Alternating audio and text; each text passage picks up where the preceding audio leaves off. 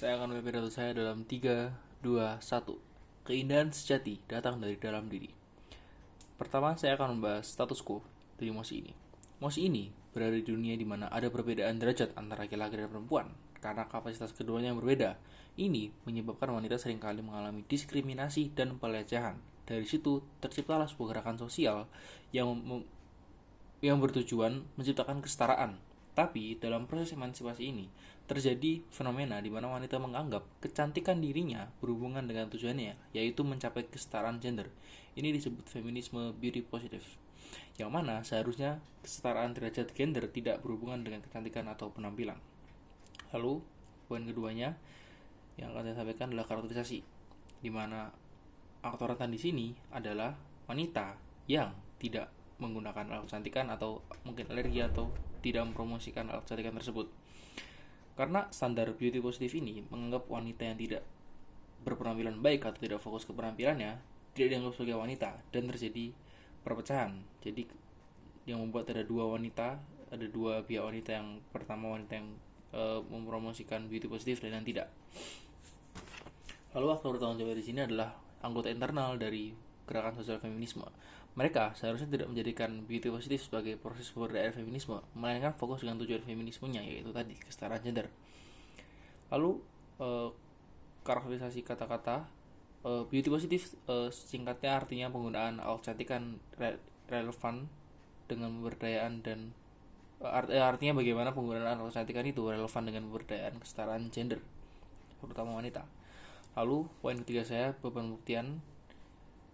Pertama, kenapa penggunaan alat kecantikan untuk pemberdayaan kesetaraan gender adalah tindakan yang terjustifikasi. Kedua, apakah penggunaan alat kecantikan untuk pemberdayaan kesetaraan gender itu urgent? Dan yang ketiga, apakah penggunaan alat kecantikan untuk pemberdayaan kesetaraan gender adalah akan memberikan kerugian? Lalu poin keempat saya adalah mekanisme. Mekanisme yang akan kami bawakan di sini adalah membuat kebijakan larangan, lebih tepatnya menggunakan dan menghubungkan demo atau protes atau gerakan sosial konkret tentang feminisme dengan makeup atau alat kecantikan. Dalam artian mereka tidak diperbolehkan mempromosikan alat kecantikan agar masyarakat tetap fokus dengan tujuan utama dari feminisme dan tidak malah terdistraksi dengan bagaimana feminisme itu juga malah mempromosikan alat kecantikan karena mereka menganggap itu sebagai cara mereka menilai diri mereka sendiri. Lalu poin kelima saya adalah preemptif. Oke, mungkin lawan akan mengatakan bahwa orang-orang atau masyarakat tidak akan memikirkan tentang penampilan dan tetap mendukung feminisme. Namun, kami punya beberapa pernyataan yang melawan hal tersebut. Pertama, negasinya. Ini tidak mungkin terjadi karena orang-orang cenderung melihat tokoh penting atau mungkin kita bisa bahasakan sebagai maskot dalam suatu protes. Dan dalam konteks ini, jika fokus utama mereka salah satunya adalah dengan beauty positif, maka orang-orang tidak akan memberi perhatian untuk wanita yang mungkin anti dengan produk kecantikan dan justru memberi perhatian pada orang-orang wanita-wanita yang mempromosikan produk kecantikan itu, dan akhirnya itulah yang menjadi gambaran orang-orang tentang gerakan sosial tujuan gerakan sosial feminismenya.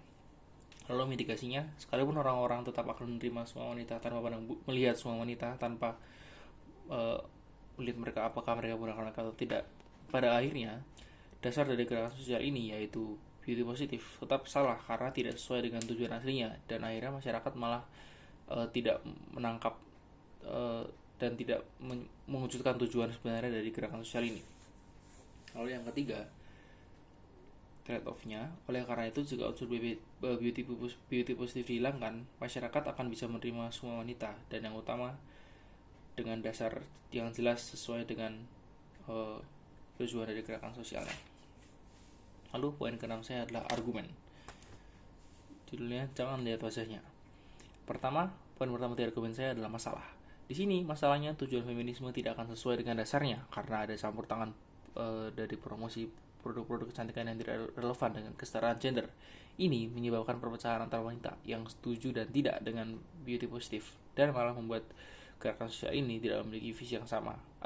Tidak menyebabkan anggota dari gerakan sosial ini tidak memiliki visi yang sama, sehingga sulit untuk mencapai tujuan aslinya ya karena tidak ada kolektivitas dalam gerakan sosial.